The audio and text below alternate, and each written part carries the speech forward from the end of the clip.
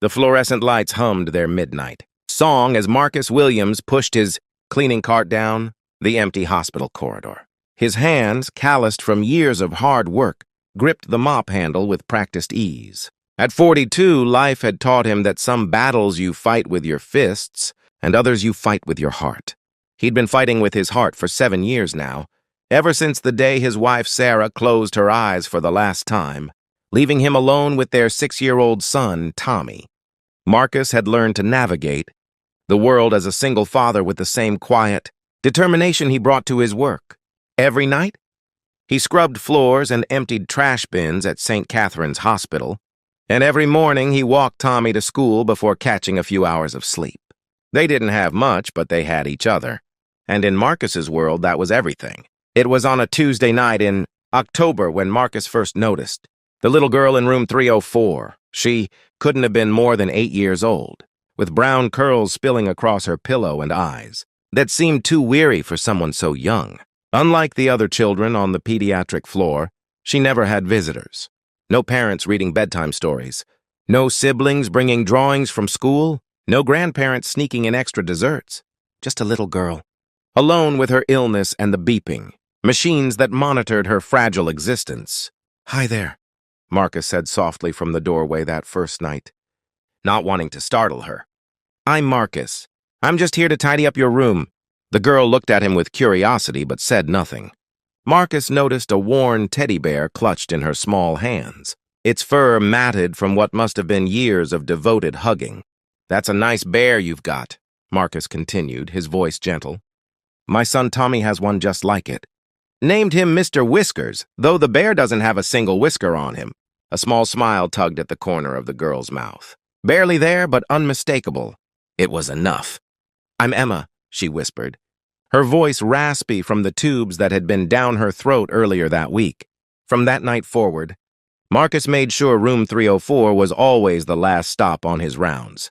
He'd finish his other duties as quickly as possible, saving those precious minutes for Emma.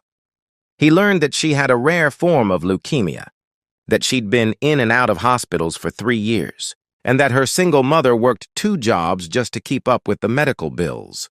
Her mom could only visit on Sunday afternoons, making the painful choice between seeing her daughter and keeping the roof over their heads. Marcus understood that choice intimately. He'd made his own impossible decisions after Sarah died, choosing night shifts so he could be there when Tommy woke up, missing his son's first baseball game because a second job was the only way to keep the lights on. He saw himself in Emma's mother, saw Emma in Tommy, and something deep in his chest cracked open. He started bringing small things. A children's book he'd found at the thrift store, a package of colored pencils and a coloring book, fresh flowers he'd picked from the hospital's garden. Nothing that would get him in trouble, nothing that cost much, but everything that said, "You're not alone." Emma began to light up when she heard his cart squeaking down the hallway. Despite her pain, despite the treatments that left her weak and nauseous, she'd prop herself up in bed and wait for him. They'd talk about everything and nothing. Marcus told her stories about Tommy's adventures, about the time he'd tried to give their cat a bath and ended up soaking himself instead. Emma shared her dreams of becoming a veterinarian, of helping animals the way the doctors were trying to help her. "Do you think I'll get better, Marcus?" she asked one night, her voice small and uncertain. Marcus pulled up a chair, something he wasn't technically supposed to do during work hours. "I think you're the bravest person I've ever met, Emma, and brave people have a way of surprising everyone." The months passed, and Emma's condition worsened. The doctors tried new treatments, different combinations of drugs, experimental therapies.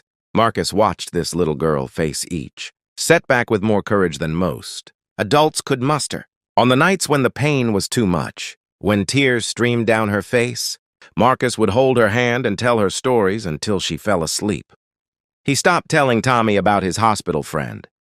It hurt too much to explain, hurt too much to admit that he was helplessly watching another person he cared about slip away.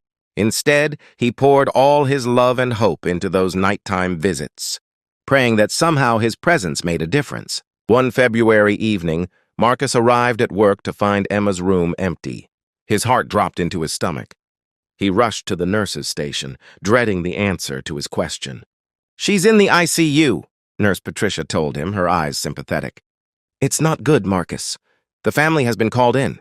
Marcus finished his shift on autopilot, his mind with Emma 4 floors above. He did something he'd never done before. He clocked out, took the elevator to the ICU, and stood outside the glass window of her room. Emma's mother was there, holding her daughter's hand, her shoulders shaking with silent sobs. A minister stood in the corner, prayer book open.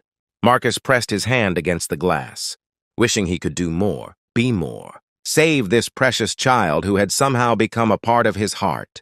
"Fight, Emma," he whispered. "Please fight." He went home that night not knowing if he'd ever see her alive again. He held Tommy a little tighter, grateful for every breath his son took, every healthy moment they shared. Life was so fragile, so uncertain. All you could do was love the people in front of you and hope it was enough. 3 days later, Marcus received a call from the hospital supervisor. His heart raced as he answered, expecting the worst. "Marcus, Emma's asking for you. Her mother wants to meet you." The meeting was brief but profound. Emma's mother, tears in her eyes, thanked him for being there when she couldn't be. Emma, weak but alert, squeezed his hand and smiled. "I'm going home soon," she said. "Really home? The doctors say I'm getting better." Marcus felt his own tears coming, didn't bother to hide them. It was a miracle, the doctors said. The latest treatment had finally worked. She'd need months more of care, but the cancer was in remission.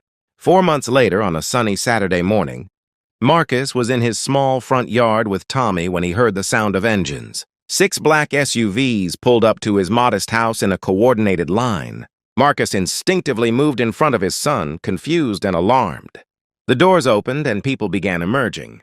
Emma's mother came first, tears streaming down her face. Then Emma herself, stronger now, her hair growing back in soft curls. But they weren't alone. Men and women in expensive suits, people carrying cameras, others with clipboards. "What's going on?" Marcus asked, bewildered. Emma's mother approached him, her voice breaking.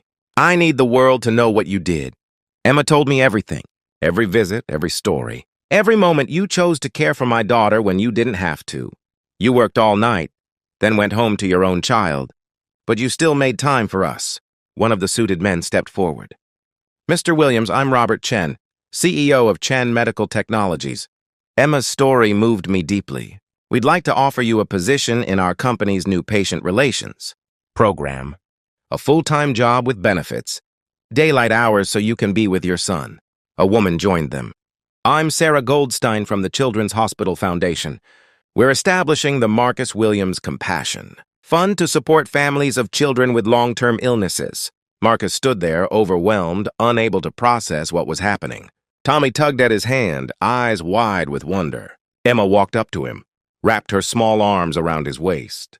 "You saved me, Marcus. Not just because you kept me company, but because you made me want to keep fighting. I wanted to live to tell you thank you." As cameras flashed and strangers applauded, Marcus did what he always did. He knelt down to Emma's level, looked her in the eyes, and spoke from his heart. "You saved me too, sweetheart. You reminded me why we're all here, to love each other, especially when it's hard, especially when nobody's watching." That evening, as the SUVs drove away and life began to settle into a new normal, Marcus sat on his porch with Tommy. His son looked up at him with questions in his eyes. "Dad, why did you help Emma so much?" Marcus thought about the answer, about all the complicated truths of loss and love, of seeing yourself in strangers and finding family where you least expect it. But in the end, the answer was simple. Because she needed someone, buddy. And when someone needs you, you show up. That's what humans do. That's what love is. Tommy nodded, understanding in the way children do when they recognize a fundamental truth. Above them, stars began to appear in the darkening sky, each one a small light pushing back against the darkness. Just like Marcus had done, just like Emma had done, just like we all can do when we choose compassion over indifference. In a world that often feels too big and too broken, sometimes it takes one janitor, one sick little girl, and the simple decision to care to remind us that humanity's greatest power has always been our ability to see each other, to hold each other up, and to never, ever walk past someone who needs us. That's not just Marcus's story. It's the story of who we could all be if we only chose to show up.